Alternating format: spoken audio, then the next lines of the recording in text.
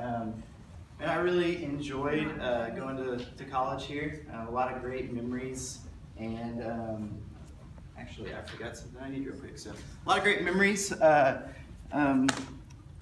great professors, and great friends. Just a really great experience overall. And so it's really cool to be back here and to get to talk to you guys. So excuse me for just a second. I apologize. I didn't think about getting this.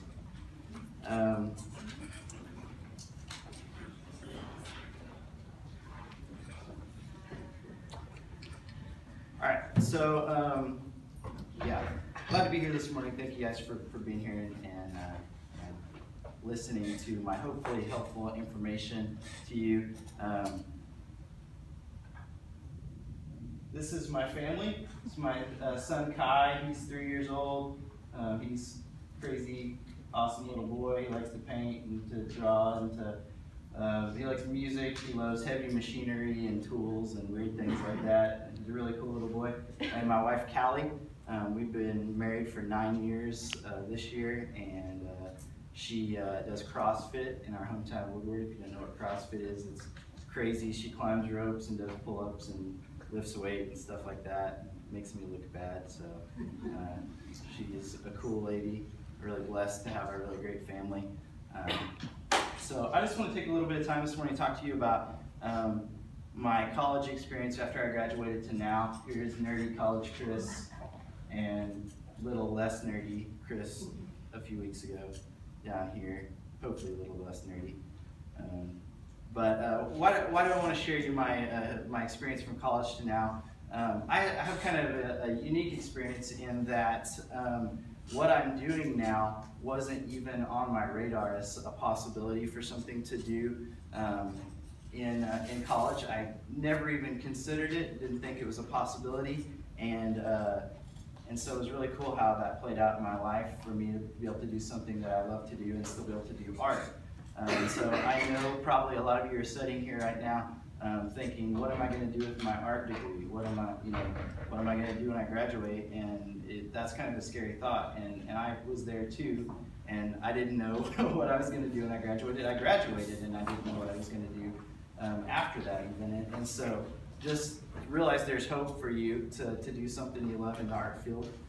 So that's what I want to talk to you about this morning. Hopefully some of that will be helpful to you even now as you finish up college. So I'll just start at the first. I applied at a local publishing company not too long after I graduated and tried to get on as a children's book illustrator. I just thought that would be a logical step from getting an emphasis in painting to go into some illustration. So I did that. There was no openings, fortunately. I'm really glad there wasn't any openings doing that. But there was an opening in this company doing graphic design. So I'd had some experience doing that. They offered me the position and I accepted that. I did graphic design there for about a month. And then an opportunity opened up in this department, in a new department in this company to do what they called video trailers. And so we made basically short animations of trailers for these authors' books that they would use to virally promote their books. And so that sounded interesting to me. I just kind of played with video a little bit in college, not very much, and so I was like, sure, I'll do it. I want a job, and it sounds interesting. And it's a new department. The graphic design department was already saturated with really talented designers.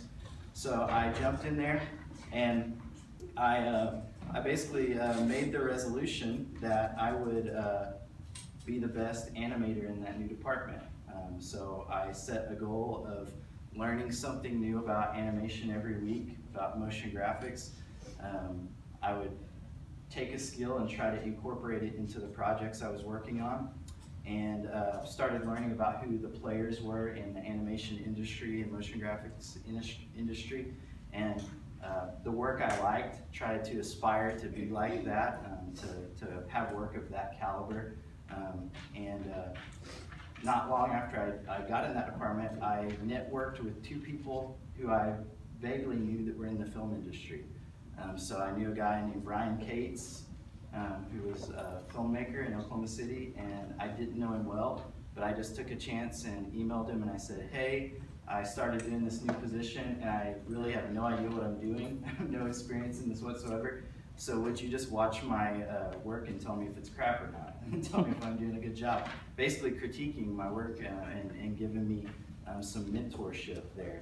And so I would send Brian and another guy my work periodically, and they would just tell me what they thought of it. And that was a valuable skill I learned right here at USAO, is to take critiques well and accept the hard things and celebrate with the good things. And so a really valuable thing that I learned here. So I poured into that job a lot during that time. Tried to get better. One thing I love to do in that department, since we were all new, is I've spent a lot of time going around to other people's desks when they needed help with something. I'd try to help people as I got better, help the people in my department get better, so we could all, as a department, make better work. I ended up loving animation and motion graphics, and really unexpectedly, at the end of that year, I got offered a position as the head of that department. So it was really crazy, like just that work I put in really paid off, and I was an associate of that department. And then all those people that were just people I was working with, I had to start critiquing their work and giving them a feedback on their work, which is a huge change. And I actually ended up getting Employee of the Year that year at the company just for that and some other stuff I did. And so really unexpected and just a huge blessing to be able to have that happen. So animation, motion graphics, that kind of sparked an interest in film for me. So I got a hold of my mentor, Brian. He's a filmmaker, and I said, Brian, I want to get into film now. And so he told me about cameras and all that stuff. I purchased my first camera, Canon 7D, which is a DSLR camera, but shoots really nice film, video. So I got one of those, started shooting short films. For a while they were really bad. Started shooting music videos, and for a while they were really bad. But they started to get better, started to learn about that, and started to really love that as well. Probably a couple years after I'd been working at that job, my wife and I had the opportunity to move back to my hometown of Woodward, and I decided to take it. It was just a really good opportunity for us at that time, just to be around my family and things like that. And I actually worked out of the art field for about 2.5 years. I still did a little bit for the job that I worked in, but not much. But I did a lot of freelance during this time, so I kept doing the motion graphics and animation and some video on the side. And I did a lot of work, started doing a lot of work for a company called the Skit Guys. And so my connection to the Skit Guys is this guy, Brian, I keep talking about, who I asked to mentor me. He started sending me, as I got better and I sent him my work to critique, he would start liking the work I did, and he started sending me jobs to do, which was pretty cool. And so he sent me these jobs, I would do them, and I built a really good relationship with this company called the Skit Guys, and ended up going full-time with them after a couple of years of doing freelance for them. And I get to work remotely from Woodward, which, if you know where that is kind of up in the Panhandle, middle of nowhere, which is cool because I get to be with my family every day, but also get to work from home, and they trust me to do that. A really great opportunity. This is Tommy and Eddie, the Skit Guys.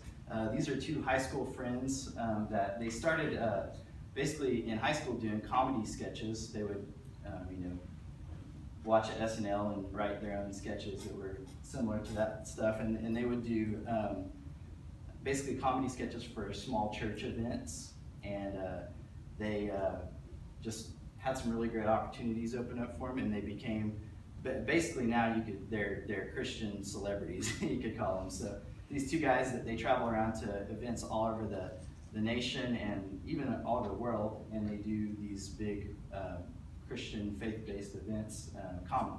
They're really funny. They're good guys, and they ended up being on tour like a huge part of the year because they got so big. And so what they ended up doing was they added short films to their repertoire, so they could spend less time on the road, be more time at home with their family. And that's kind of when I came on board, is after they've started adding on film and stuff like that. So basically what Skit Guys is a Christian resourcing company. What we do basically is we create content to sell to churches and ministries globally. So multimedia content like short films, scripts, graphic design, things like that. And if you think about it, a lot of churches or ministries probably don't have the ability to hire someone to be on staff full-time just to do videos or graphic design or whatever for their church. So we create content that is Skit Guys content that they can use just to help in their services. So things like, if you think about like Mother's Day or Christmas or Easter, like big faith-based holidays, we create content that ministries can use in their services to help with those events. And if you think about it, it's a really unique market that a lot of people don't consider. And we're actually one of the larger producers in this market. So basically we just create this content, we sell it on our website, and people can use it how they need. So I am a multimedia producer for Skit Guys. That's, I guess, what you would call me. I don't know that that's a title they gave me, but I just titled myself that because I don't know what else you would call me, because I do a ton of different stuff. I do, let's see here. I do, first of all, motion graphics and animation, what I told you I learned right out of college at this company. This is an example of some motion graphics and animation. This isn't something I did for Skit Guys, but this is just another project I did for fun. But this is motion graphics, so it's basically creating the illusion of motion with text, imagery, shapes, things like that. They're kind of in interchangeable terms. You know, traditional animation would be like Disney films and things like that, but they're kind of interchangeable in this industry. A short little clip of a lyric video I did for a John Mayer song.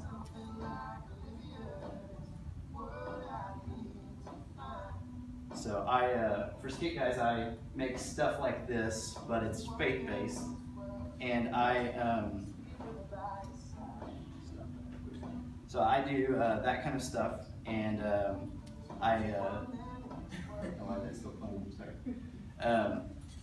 I created all this on a Mac and then imported it into PowerPoint, so it's doing crazy stuff.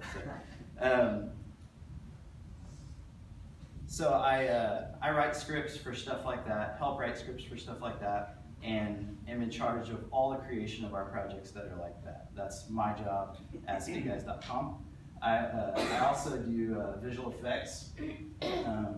This is an example of some visual effects I did for a movie. I think it's been a couple of years now. But this is a VFX breakdown. So this is basically like I'm showing you kind of layer by layer what I'm doing to make this shot. And I'll kind of talk to you about it in a second. So this is for the movie Where Is God? It's about the Moore tornado. So this is a shot I created. That's the original plate. Added in the clouds, the debris on the driveway, color correction. And so what you do in a shot like this is you have to track the original shot, which you'll see again here in a second. So the original shot.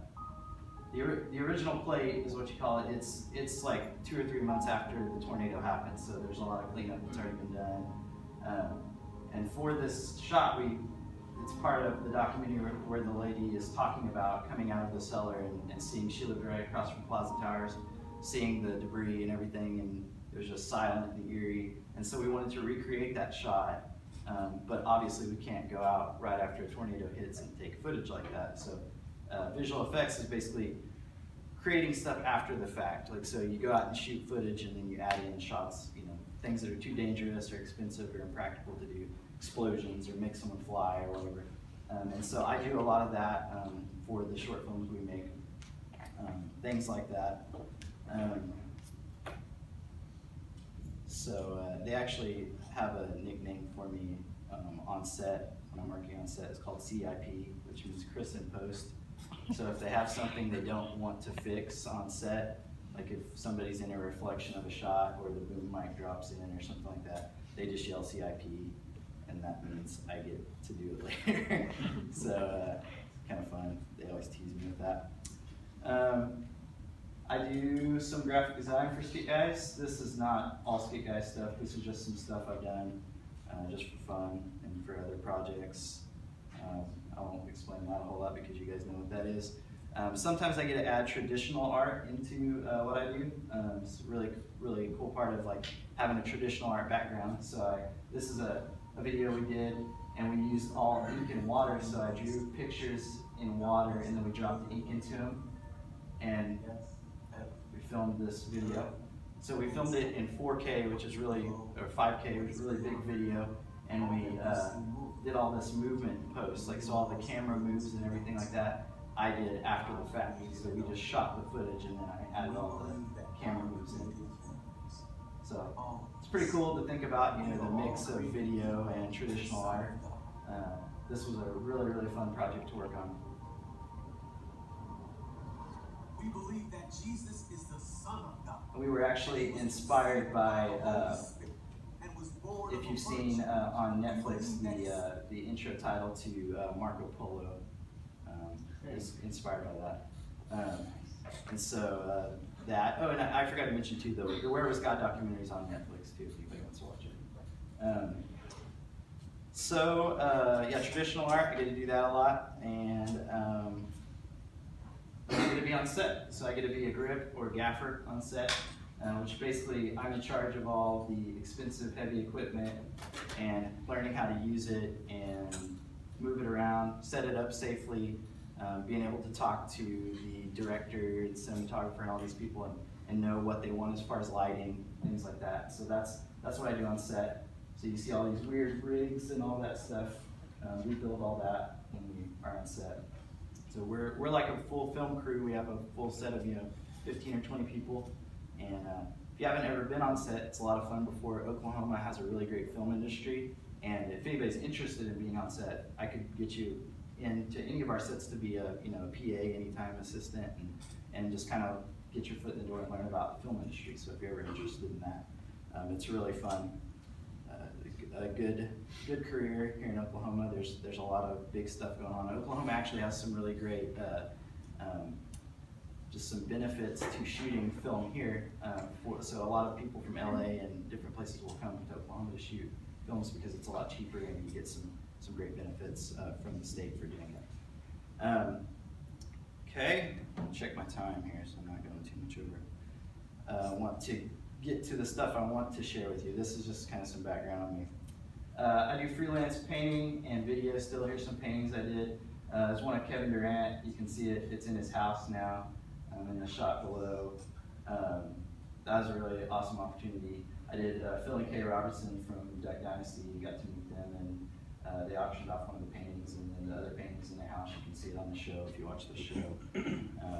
So had some really cool opportunities with painting, and I do some other paintings. This is just some of the fun stuff I got to do, so I'm going to share that. Also, like Jackie said, I worked on a couple movies, worked on some film festival stuff or short films, and won some awards in film festivals. And so, some really great opportunities the last few years. I've been really blessed. And now I want to show it. I want to share this. This is kind of a fun commercial I got to do. Particularly machined from a solid piece of brass to give me steady performance. My ballistics are optimized to give me the perfect spin. I break into 6 shards of devastation upon impact, leaving a blood trail that anyone can follow. You won't see me in any trophy pictures, but you'll see the result of my perfection. I do the dirty work. Find my satisfaction in making you look good. I'll leave the trophy pictures to the gun and scope. They're the sensitive ones. So, I know if you're hunters or if that makes you queasy, but we did that commercial. It was pretty fun. It showed on some outdoor channels and stuff like that. So, anyway, so I want to show you, share with you real quick just what I've learned from all that probably seemingly pointless information. I think there's some stuff you can draw from that that have been important to me, and I'll go through these real quick. But first one is to be inspired, and I know you guys hear this all the time from your professors, but keep clicking the wrong thing. Research. So, and I can't overstate this enough, like how important this has been to me. I mentioned to you earlier just the fact that like when I went into that new job, research is what saved me. Spending all that time learning about these different people and putting in the time to work. And I mean, I learned a completely new skill that I'd never even touched before in a matter of a few months. And it was enough to get me by in this job and then eventually to get me a good position and to do the job I do now, which I love. And so research, like know what's going on in your field, and know the players in it. Be inspired by their work. try to take some things that you appreciate from other people's work and incorporate that into your own work. And yeah, it's a really, really important thing. So be inspired, and then surround yourself with other great artists. As I mentioned a second ago, I love being on set. One of the reasons I love being on set is because that I get to be around all these other creative people who are doing all these other different jobs. Like for instance, our cinematographer we usually use is now a cinematographer for the new Hellraiser movie and for the Children of the Corn movie they're shooting in Oklahoma now. So it's really interesting to talk to that guy and see like what he's doing. Inspires me to do new great work. Secondly, I'd say pursue and build great relationships. This has been super important to me. I think to do that, you have to be a person of integrity. Means you get your work done, you do a good job, you are on time, people can count on you. Be the type of person that people want to be around. Like, so if you're a jerk all the time and nobody really likes you, like for me, I want to work with the people, even if they're less talented, I want to work with the people that I enjoy being around. And I want to be that type of person. So when people work with me, I want them to work with me not because I'm the most talented, which I want to be, but I want them to work with me because they appreciate my work, my integrity, and that I get the job done. Don't be afraid to ask for help. As I mentioned earlier, I asked 2 people for help when I first started, and that led to the career I have now. Now I have a film industry career I didn't know I would ever have because I asked for help in the very beginning. Make the people around you better, even at a perceived loss to yourself. So when you pour into other people, even right now as your students, like if you pour into other people and you're helping other people be better along with yourself, you're going to gain people's respect, trust. You're going to make your whole department better, not just yourself. And I think that's a really valuable thing. It's going to lead to people seeing your leadership and people seeing just your abilities give you more responsibility. And so pour into others. It's not really a loss, even though it costs more effort. Pursue opportunities with the people you want to work with. Just real quick, this year I got to do 2 lyric videos for artists on Maroon 5's management company. And so I got to work with one of their managers, Maroon 5's managers. And so right when I figured out that guy was Maroon 5's manager, I went and researched Maroon 5 videos that don't have lyric videos yet and unreleased songs, because I want to be ready to talk to this guy about doing a lyric video for Maroon 5. And so I wrote a script for one, found one, wrote a script for it, and very respectfully, after I'd finished the project with him, I said, sir, I don't want to overstep my bounds, but I have an idea for a Maroon 5 lyric video, our script already written. If you ever want to hear it, if they ever release this song, I'd love to share it with you. He said, call me on Monday and tell me about it. So I called him, we discussed it, and he loved the idea, but they didn't know what they were releasing yet. So let it go. 2 weeks later, he calls me and they're releasing that song that I wrote the script for. So he took it to his boss and shared it with him. Unfortunately, they decided not to do any videos for that song. But that was a great connection I made. And now, because I took that chance and tried to pursue a relationship with that guy, I can text him anytime and ask him, advice on things. Like, he's now another mentor in my life. And we have kind of a small friendship, and so a really valuable relationship there. And lastly, just do something.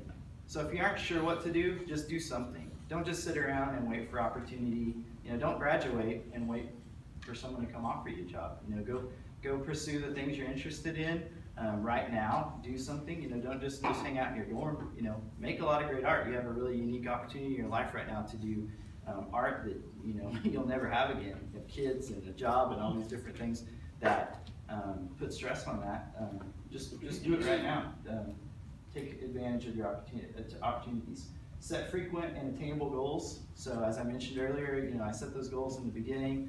I still have goals right now. My goal is I want to learn how to animate something on a Pixar type level. So I'm learning about 3D modeling and learning about animation, and I'm just taking these small steps. It may be a step a month while I'm doing all these other projects, but I'm taking these small steps to try to do that. That's a goal for myself, along with a lot of other stuff. So set those. You've heard don't overwork your painting, or at least I did. And so basically finish your work and start new work.